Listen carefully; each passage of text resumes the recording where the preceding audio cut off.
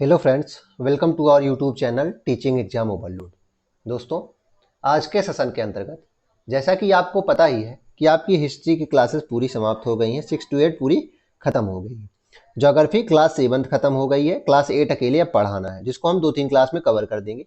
और पॉलिटी की क्लासेस चल रही हैं, पॉलिटी की क्लासेस भी हो जाएंगी। और हमने आपको वादा किया था, 2-3 बार आपको बता दिया था कि जैसे ही हिस्ट्री ज्योग्राफी क्लासेस लगभग समाप्त हो जाएंगी, आपकी एक बात क्या होगी कि ये बुक वाइज पहले मैराथन क्लास आएगी। बुक वाइज मतलब कि क्लास 6 हिस्ट्री की एक ही क्लास में जितने इंपॉर्टेंट एमसीक्यूज बनेंगे वो आएगी। उसके बाद जो पीवाईक्यूज वाले क्वेश्चन बनेंगे उसको भी हम कराएंगे। उसके बाद और हमारी जो मतलब मैराथन जो क्लास है उसको तो कराएंगे ही। इसको हम क्या कहेंगे, मिनी मैराथन इसको कहेंगे। इसको मिनी मैराथन कहेंगे। इसमें क्या है, क्लास 6 हिस्ट्री के जितने भी इंपॉर्टेंट क्वेश्चन है उसमें इसमें कराया जाएगा। ऐसे ही ज्योग्राफी और ऐसे ही पॉलिटी का भी कराया जाएगा। तो आज का हमारा टॉपिक क्या होगा कि क्लास 6 से जो हिस्ट्री की बुक है उसके जितने भी इंपॉर्टेंट एमसीक्यूज हैं बुक में उसको हम कराएंगे, जितने भी इंपॉर्टेंट क्वेश्चंस बन सकते हैं। चलिए फिर बिना किसी देरी के पहले प्रश्न को हम देखते हैं। उसमें पहला चैप्टर दिया गया है, चैप्टर वाइज वैसे बनाया गया है कि टॉपिक वाइज। हम इतिहास क्यों पढ़ते हैं, पहला टॉपिक था उसमें हम इतिहास क्यों पढ़ते हैं, उसका प्रश्न देख लेते हैं। पहला प्रश्न है कि इतिहास का जो अध्ययन है वह क्यों महत्वपूर्ण है। इतिहास का अध्ययन क्यों महत्वपूर्ण है? ऑप्शन ए है हमारे अतीत को समझने के लिए। ऑप्शन बी है भविष्य की भविष्यवाणी करने के लिए। ऑप्शन सी है वर्तमान की समस्याओं का समाधान करने के लिए। या ऑप्शन डी है इनमें से कोई नहीं। तो बताइए इतिहास का अध्ययन क्यों महत्वपूर्ण है। तो इसमें ऑप्शन सबसे अच्छा क्या बनता है कि हम अपने अतीत को समझने के लिए कि हमारा अतीत कैसा बीता है उसके लिए हम इतिहास का अध्ययन करते हैं। तो ऑप्शन नंबर ए यानी कि ऑप्शन नंबर का ही सही हो जाएगा। अगला प्रश्न देखते हैं। प्रश्न अगला है इतिहास के अध्ययन में कौन से स्रोत उपयोग में लाए जाते हैं। बताइए अगर हम इतिहास का अध्ययन करते हैं तो कौन कौन से जो सोर्स होते हैं वो यूज में आते हैं। पूरा लेख आते हैं बिल्कुल। सिक्के, बिल्कुल सिक्के से आपको पता चलता है। टोकन मुद्रे जैसे कि मोहम्मद बिन तुगलक ने चलाई थी। दस्तावेज बिल्कुल, मैन्यूस्क्रिप्ट तो आपको दिया ही गया था, क्लास 6 की ही बुक में दिया गया है। तो इसमें आंसर क्या हो जाएगा, उपरोक्त सभी। तो ऑप्शन नंबर इसमें जो घा है यही सही हो जाएगा। इसमें जो विवरण दिया गया है जिसमें इंपॉर्टेंट विवरण होगा उसको ही बताया जाएगा, सारे नहीं, क्योंकि इस विवरण वही लिखा गया है कि पूरा लेख, सिक्के, दस्तावेज सब उपयोग में आते हैं अतीत के अध्ययन में। तो सिंपल सी बात है वही। अब इसमें एक और क्वेश्चन हमारे अतीत के कुछ स्रोत से देख लेते हैं। किसे हड़प्पा सभ्यता कहा जाता है? बताइए हड़प्पा सभ्यता किसे कहा जाता है? वैदिक सभ्यता नहीं, ये तो हड़प्पा सभ्यता के बाद आई। मगध साम्राज्य है, महाजनपद काल में आएगा। मौर्य साम्राज्य ये तो अलग ही साम्राज्य है और इसमें मगध साम्राज्य के अंतर्गत आएगा। तो सबसे अच्छा आंसर या सही आंसर कौन सा हो जाएगा हड़प्पा सभ्यता का? इसे हम सिंधु घाटी सभ्यता कहते हैं। अब इस सभ्यता का नाम हड़प्पा पड़ा क्यों, ये भी प्रश्न बनता है। हड़प्पा क्यों पड़ा? तो इस जो सभ्यता है इसका नाम हड़प्पा इसलिए पड़ा क्योंकि जो पहले शहर की खोज हुई थी वो हड़प्पा ही था। पहले शहर की खोज हड़प्पा नामक स्थान में ही हुई थी, इसलिए इसका नाम हड़प्पा पड़ गया। इसका नाम सिंधु घाटी क्यों पड़ा है? क्योंकि सिंधु और इसकी सहायक नदियों पर ही जितने भी हड़प्पा नगर हैं वह इसी ऐसे ही बसे हैं, सिंधु या उसकी सहायक नदियों पे ही बसे हैं, इसलिए इसका नाम सिंधु घाटी सभ्यता भी है। तो ऑप्शन नंबर खा इसमें सही आंसर हो जाएगा। अगला प्रश्न देखते हैं। अगला प्रश्न है किस प्रकार के स्रोतों से हम प्राचीन भारतीय इतिहास के बारे में जानकारी प्राप्त करते हैं? बताइए प्राचीन भारतीय इतिहास के बारे में जानकारी प्राप्त करनी है तो कौन कौन से स्रोत इंपॉर्टेंट है? पुरातात्विक साक्ष्य से करते हैं, बिल्कुल बहुत सारे पुरातात्विक साक्ष्य मिले हैं, जैसे कि जो चित्रकारियाँ आदि मिली हैं, मैन्यूस्क्रिप्ट्स मिली हैं। साहित्यिक स्रोत, बिल्कुल साहित्यिक स्रोत जैसे कि कश्मीर का इतिहास जानने के लिए हमें हमारे पास बुक्स हैं ना, कल्हड़ की जो राज तरंगड़ी है, कश्मीर का इतिहास उसमें पता चल जाता है। विदेशी विवरण, बिल्कुल मेगास्थनीज की इंडिका बुक से भी हमें इतिहास के बारे में पता चलता है ना। तो आंसर क्या हो जाएगा इसका? आंसर हो जाएगा ऑप्शन नंबर घ, यानी कि उपरोक्त सभी हो जाएंगे। आगे देखते हैं।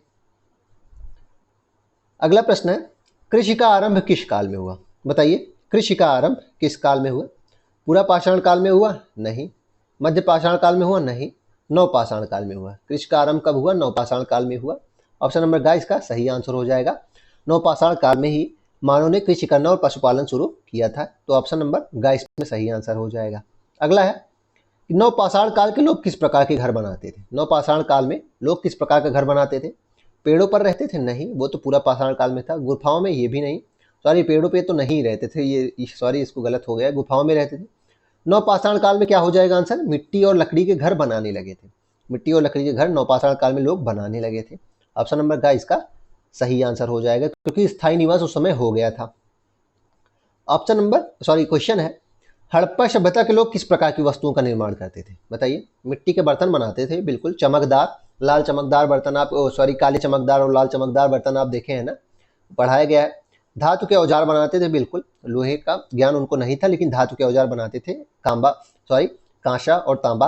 आभूषण बनाते थे, बिल्कुल, आभूषण भी बनाते थे। तो ऑप्शन नंबर घ इसका सही आंसर हो जाएगा। ऑप्शन नंबर घ इसका सही आंसर हो जाएगा। अगला प्रश्न है, हड़प्पा सभ्यता के लोग किस प्रकार के लेखन का प्रयोग करते थे? बताइए। हड़प्पा सभ्यता की जो लिपि अभी तक पढ़ी गई है, नहीं पढ़ी गई है, चित्रलिपि का यूज किया गया है, जिसे आज तक पढ़ा नहीं जा सका है। चित्रलिपि का भाव चित्रात्मक इनकी लिपि थी ना, तो ऑप्शन नंबर का इसका सही आंसर होगा। बहुत इंपॉर्टेंट प्रश्न है, नोट कर लीजिएगा। प्रश्न अगला है, वैदिक काल में कौन राजा नहीं माने जाते थे? जनपद यहाँ नहीं, ये ग्रामपति हो जाएगा।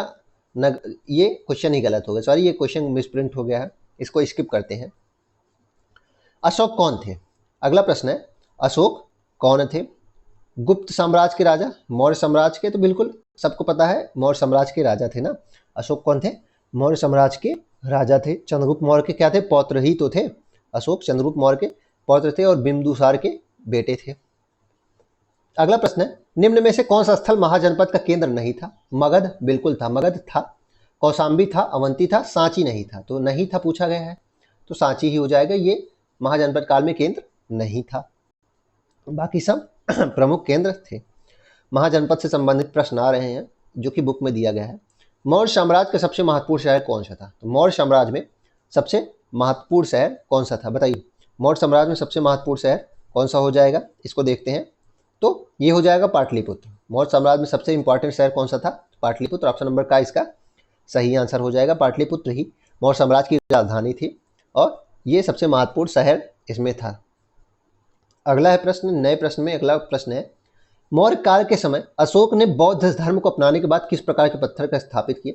लौह स्तंभ बनाना शुरू कर दिया, अशोक स्तंभ बनाना शुरू कर दिया, संगमरमर स्तंभ या फिर ताम्र स्तंभ? बताइए कौन से तरह के स्तंभ बनाए? तो अशोक स्तंभ बनाए ना, अपना खा इसका सही आंसर हो जाएगा। अगला प्रश्न है, अशोक का धर्म प्रचारक संदेश कौन सी लिपि में था? बताइए।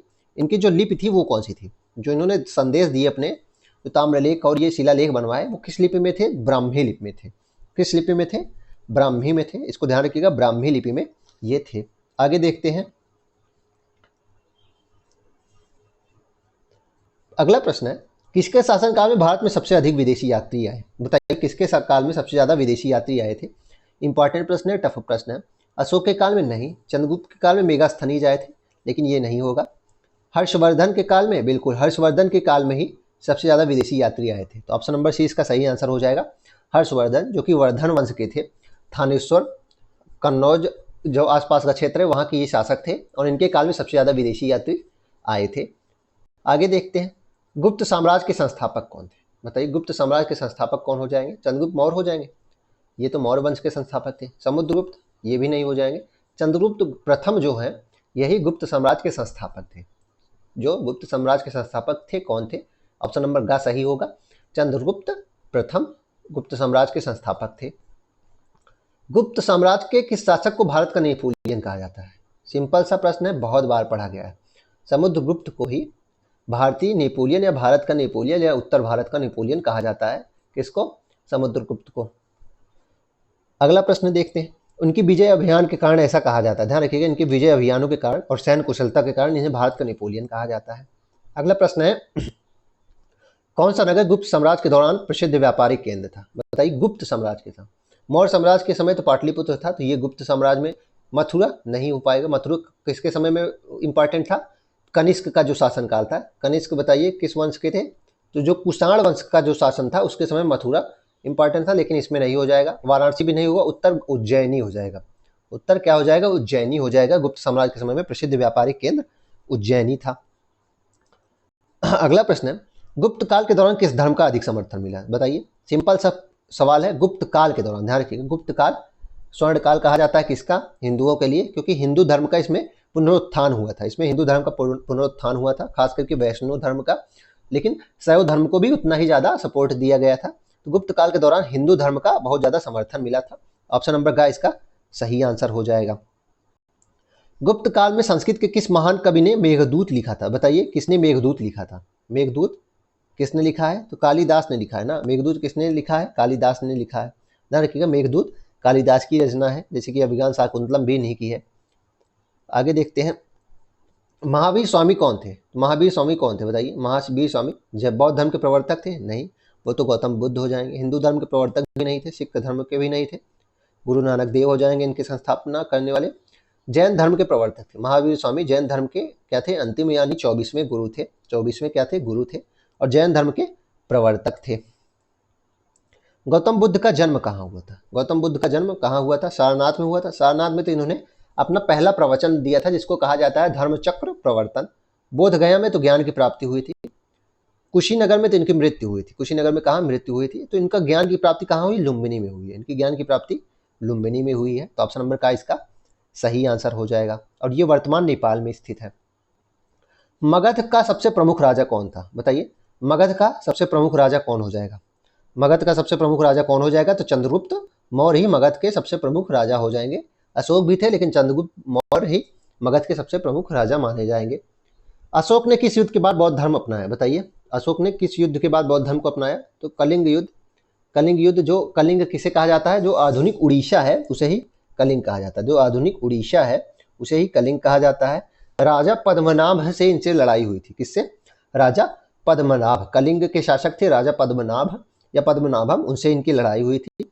ये जीते थे, और इसमें कई लाख लोग मरे थे। ऐसा कहा जाता है कि 1 लाख लोगों को मृत्यु हुई थी और 1.5 लाख लोगों अपंग हो गए थे। जब इन्होंने इसको देखा तो उसके बाद इन्होंने क्या किया? बौद्ध धर्म अपना लिया और धम्म नीति अपनाई। ध्यान रखिएगा, इन्होंने धम्म नीति अपनाई। धम्म नीति क्या थी? जो धर्म की ओर चलने की नीति थी। प्रश्न ये भी बनता है कि इससे पहले इनकी नीति क्या थी? तो भेरी घोष की नीति थी, मतलब युद्ध की नीति थी, उसे ही भेरी घोष की नीति कहा जाता था। आगे देखते हैं, अशोक के धर्म का मुख्य उद्देश्य क्या था? अशोक का जो धम्म था, यानी कि जो धर्म था, धम्म क्या है? पहली बात ये भी पूछा जाता है। धम्म पाली भाषा का शब्द है। धम्म क्या है? पाली भाषा का शब्द है, जिसका अर्थ धर्म ही होता है। धर्म का ही जो पाली भाषा में समानार्थी शब्द है वो धम्म हो जाता है। राज्य का विस्तार करना? नहीं, राज्य का विस्तार करना है। इसके बाद इन्होंने युद्ध ही नहीं लड़ा। व्यापार का भी विस्तार करना नहीं था। अहिंसा और करुणा का प्रचार करना अशोक के धम्म का मुख्य उद्देश्य था। अहिंसा के विचारों को फैलाना ही इनका मुख्य उद्देश्य था। आगे था, अशोक ने धर्म का प्रचार किस माध्यम से किया? बताइए। सबको पता है, ग्रंथों के माध्यम से नहीं किया, युद्ध तो किए ही नहीं, उसके बाद व्यापार भी नहीं, उसके बाद उसके माध्यम से नहीं किया। ऑप्शन नंबर ख इसका सही हो जाएगा कि स्तंभ और शिलालेख खुदवाए और उसमें धम्म का प्रचार किया। उसमें क्या किया? धम्म का प्रचार किया, और धम्म महामात्य नामक एक नए अधिकारी की नियुक्ति की। नए एक अधिकारी की नियुक्ति की गई। धम्म महामात्य का नाम था उनका।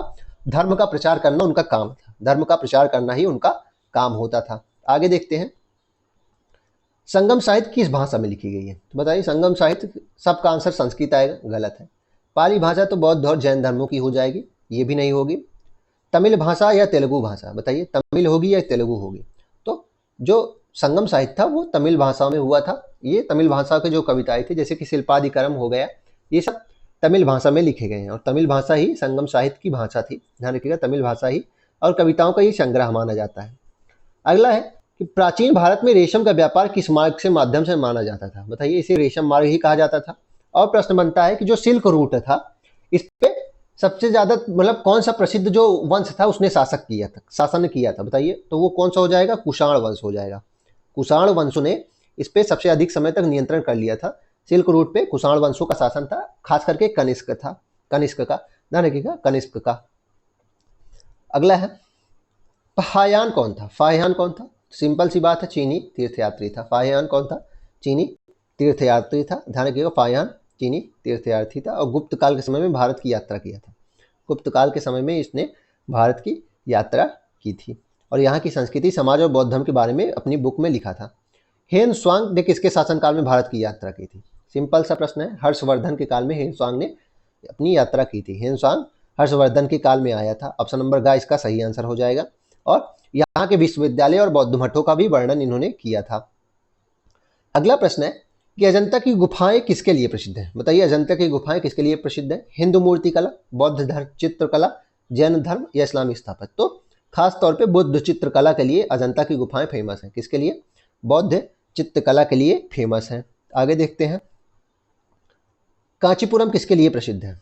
कांचीपुरम किसके लिए प्रसिद्ध है देख लेते हैं। व्यापार के लिए, शिक्षा के लिए, स्थापत्य कला के लिए, बौद्ध धर्म। तो बौद्ध धर्म नहीं होगा, शिक्षा भी नहीं होगा, व्यापार भी नहीं होगा।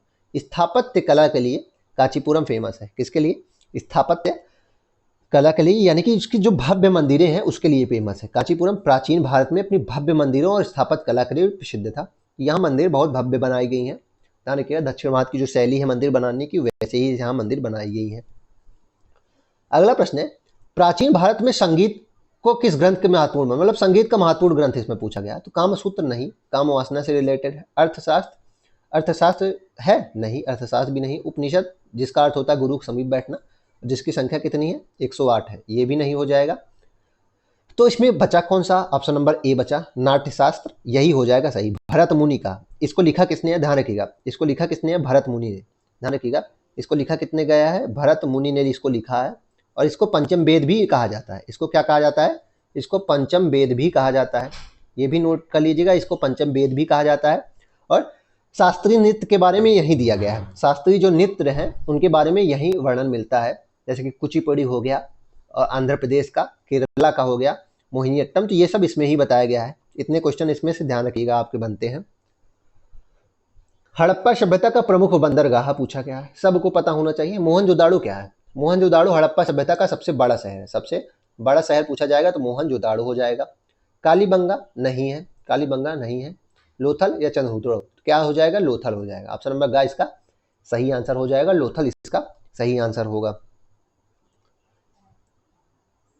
सिंधु घाटी सभ्यता का कौन सा स्थल सबसे बड़ा था? तो अभी ऊपर ही बता दिया गया, सबसे जो बड़ा स्थल है, सबसे पहला स्थल तो ये है। सबसे पहला स्थल हड़प्पा है। कपास के साक्ष्य अगर पूछा जाएगा, कपास के साक्ष्य कहाँ मिले हैं? हड़प्पा में ही मिले हैं। ध्यान रखिएगा, कपास के साक्ष्य कहाँ हैं? हड़प्पा में है। कालीबंगा में क्या मिला है? जुते हुए खेतों के साक्ष्य कहाँ मिले हैं? कालीबंगा में मिले हैं। जुते हुए खेतों के साक्ष्य कहाँ मिले हैं? कालीबंगा में मिले हैं। महान स्नानागार कहाँ है? मोहनजोदाड़ो में है। महान स्नानागार, महानन्नागार मोहनजोदाड़ो में है। ठीक है। लोथल व्यापारिक केंद्र था। तो इसमें प्रश्न क्या है? सबसे बड़ा स्थल तो ऊपर बताया गया मोहनजोदाड़ो हो जाएगा। सबसे बड़ा स्थल क्या होगा? मोहनजोदाड़ो हो जाएगा। हड़प्पा सभ्यता के लोग किस धातु का प्रयोग नहीं करते थे? तो बताइए, बहुत इंपॉर्टेंट प्रश्न है, क्योंकि सब इसमें तांबा लगा सकते हैं, सोना या चांदी लगा सकते हैं, लोहे कोई नहीं लगाए, क्योंकि लोहा ऐसा माना जाता है कि सबसे सामान्य जो धातु आज के जीवन में मानी जाती है लोहा मानी जाती है। तो किसी के पास भी वो हो सकता था, लेकिन हड़प्पा सभ्यता के लोगों को धातु में लोहे का ज्ञान नहीं था। लोहे का ज्ञान नहीं था, तो तांबे का ज्ञान था, सोना भी था, चांदी का भी ज्ञान था, लेकिन लोहे का ज्ञान नहीं था। तो ऑप्शन नंबर ग ही इसका क्या हो जाएगा? सही आंसर हो जाएगा कि हड़प्पा सभ्यता के लोगों को लोहे का ज्ञान नहीं था। वैदिक सभ्यता में लोहे का ज्ञान हो गया था। ध्यान रखिएगा, वैदिक सभ्यता में लोहे का ज्ञान हो गया था। वैदिक समाज में किस वर्ग का सबसे महत्व था? सबको पता है, वैदिक समाज में किस वर्ग का सबसे महत्वपूर्ण स्थान था? ब्राह्मण हो जाएगा। किसका? ब्राह्मण हो जाएगा, सबसे महत्वपूर्ण स्थान था। सबसे निम्न किसका था? तो शूद्रों को सबसे निम्न माना जाना था। सबसे निम्न शूद्रों को माना जाता था। यही इसमें इंपॉर्टेंट है। ऋग्वेद किस भाषा में लिखा गया है? बताइए, ऋग्वेद किस भाषा में है? पाली भाषा में है। तो पाली भाषा में तो बौद्ध धर्म लिखे गए हैं। प्राकृत भाषा में जैन धर्म भी लिखे गए हैं, जैन धर्म की जो ग्रंथ हैं। तमिल भाषा में क्या है? संगम साहित्य की जो कविताएं हैं वो है। ऋग्वेद संस्कृत भाषा में लिखा गया है। ध्यान रखिएगा, वैदिक संस्कृत, संस्कृत भी नहीं कह सकते, इसको हम वैदिक संस्कृत कहेंगे। जो संस्कृत का सबसे आदिम रूप था और सबसे टफ रूप उसको माना जाता है, वैदिक संस्कृत। ऋग्वेद उसी भाषा में लिखा गया है। ऋग्वेद पहला ग्रंथ, पहला वेद था। ध्यान रखिएगा, प्रथम वेद क्या है? ऋग्वेद ही हो जाएगा। इसको नोट कर लीजिएगा, प्रथम वेद ऋग्वेद हो जाएगा और सबसे पुराना वेद हो जाएगा। महाजनपदों में सबसे शक्तिशाली क्या था? सबको पता है, सबसे शक्तिशाली क्या था? मगध था। सबसे शक्तिशाली क्या था? मगध था। इसको ध्यान रखिएगा, सबसे शक्तिशाली मगध था। इसको इंपॉर्टेंट कर लीजिएगा। ऑप्शन नंबर ग इसका सही आंसर हो जाएगा। पाटलिपुत्र इनकी राजधानी थी। राजगृह भी थी, राजगृह भी पहले थी। सबसे पहली राजधानी इनकी राजगृह थी।